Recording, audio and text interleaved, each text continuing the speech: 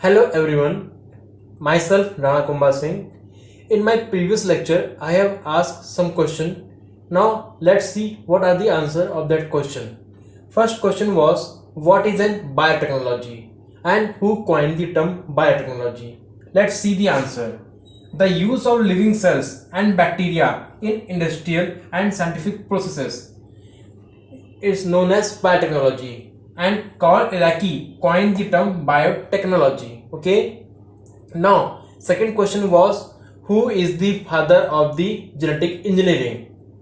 Paul Berg is the father of genetic engineering. And third question was, what is an traditional hybridization? Answer is procedure used in plant and animal breeding. Very often lead multiplication of the undesirable gene along with desired gene. Okay. Now my fourth question was, what is an EFB, European Federation of Biotechnology? The integration of natural science and organism cells, parts thereof, molecular analogous for our products and the services. And the last and fifth question was, what is an cloning? By seeing or hearing the name of cloning, it means that multiple copy of anything. See, the production of the exact copy of particular genes using a genetic engineering techniques is called as gene cloning. We have seen all the question of first topic. Now I am going to discuss about the second topic. It is recombinant DNA technology, RDT in short form. It basically includes destruction enzymes, polymerase enzyme, ligase, vector, host organisms. All I will discuss one by one. Okay, let's see first one, destruction enzyme. By the name, it is clear that it basically prevent forming anything or restrict it. See, restriction enzymes basically, or restriction endonuclease, it basically cleaves the DNA into fragment in a specific site, is known as restriction enzymes.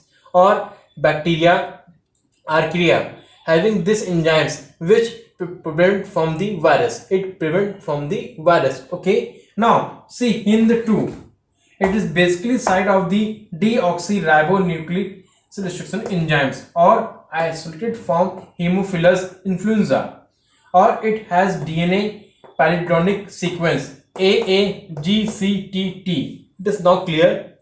All the important things I have mentioned here. Now see, 900 restriction enzymes that have been isolated from over 200 strains of the bacteria. It is now clear. Now let's see the naming. Taking an example, E. coli. What is the full form of E. coli? Escherichia coli RY13. Basically, how we name it? See, word R. It is name of the strain. It is now clear. Now Roman number which came here, it is basically enzyme where isolated from the strain of bacteria. In this way we do the naming. Now see, nucleases.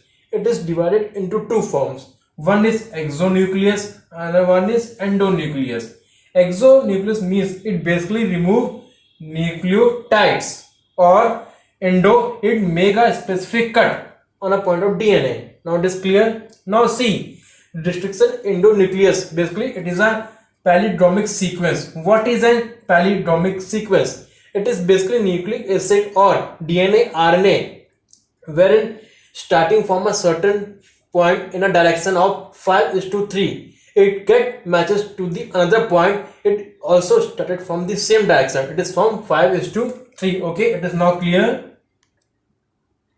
Now see the step of formation of recombinant DNA by the action of restriction enzyme E. coli. Let's see, action of restriction enzyme.